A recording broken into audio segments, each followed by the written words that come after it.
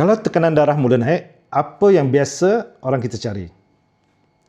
Ada yang minum jus halia, ada yang ambil bawang putih, ada yang minum minyak ikan kod, dan ada yang amalkan minyak zaitun. Tapi, apa sebenarnya yang kita harapkan daripada bahan-bahan ini? Contohnya jus halia, biasanya ia menggunakan ekstrak halia bentung dan ia digabungkan dengan bahan semula jadi lain seperti madu, lemon, bawang putih tunggal dan cuka apple dan juga kunyit. Menariknya, halia memang punya kajian manusia yang menunjukkan ia berpotensi membantu menurunkan tekanan darah. Ini saya suka, letak jus dalam cawan dan cairkan dengan air suam atau sejuk, boleh minum. Tetapi kita kena faham, kesan dalam kajian tak semestinya sama dengan kesan setiap jus halia yang ada dalam pasaran. Dos, bentuk ekstrak dan formulasi semuanya memainkan peranan. Kedua, bawang putih. Bawang putih memang dah lama digunakan secara semula jadi, secara tradisional untuk kesihatan jantung dan tekanan darah. Saya pernah ambil yang bawang putih tunggal dalam botol campuran madu, makan kunyah kunyah bawang putih itu, tapi nak telan susah. Kajian klinikal juga menunjukkan ia mempunyai potensi membantu menurunkan tekanan darah. Tetapi sekali lagi ia bukan bermaksud kita boleh berhenti makan ubat darah tinggi dan tukar kepada bawang putih.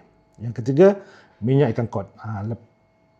Minyak ikan kod ataupun fish oil ni ada yang bentuk cair, tapi kadang ada yang rasa ni. Saya lebih suka yang bentuk gel. Bahan utama yang menarik di sini ialah omega 3 seperti EPA dan DHA. Kajian menunjukkan omega 3 boleh memberi kesan kecil terhadap tekanan darah dan kesannya mungkin lebih ketara pada individu yang memang mempunyai tekanan darah tinggi. Tetapi dos omega 3 sangat penting, bukan sekadar ambil minyak ikan.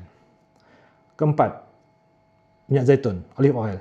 Memang terkenal dalam pemakanan Mediterranean dan dikaitkan dengan kesihatan kardiovaskular. Saya pernah juga ambil gel olive oil ni, nampak memang ada kesan juga pada tahap kolesterol.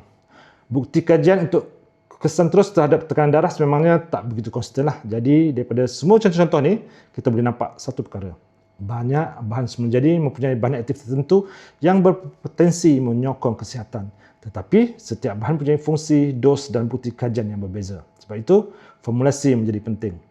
Yang keenam, Nutrika. Yang menariknya Nutrika ni bukan bergantung pada satu bahan je. Dia diformulasi dengan 18 bahan aktif daripada pelbagai sumber. Contohnya L-arabinose, moringa, perikata, biji anggur, anggur hitam, astaxanthin, vitamin C dan beberapa bahan lain.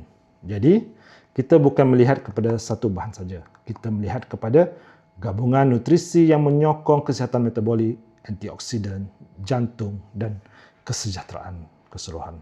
Jadi kalau anda tanya saya, mana satu yang paling bagus? Saya tak akan jawab halia, saya tak akan jawab bawang putih dan saya juga tak akan jawab terus kata Nutrika sebab setiap satu punya tujuan, formulasi dan base dan bukti yang berbeza. Yang penting, jangan hanya kejar satu bahan yang viral. Fahami bahan aktifnya, fahami dosnya, fahami formulasi. Dan kalau anda ada tekanan darah tinggi atau kolesterol tinggi, jangan hentikan ubat yang doktor berikan tanpa berbincang dengan doktor. Terima kasih.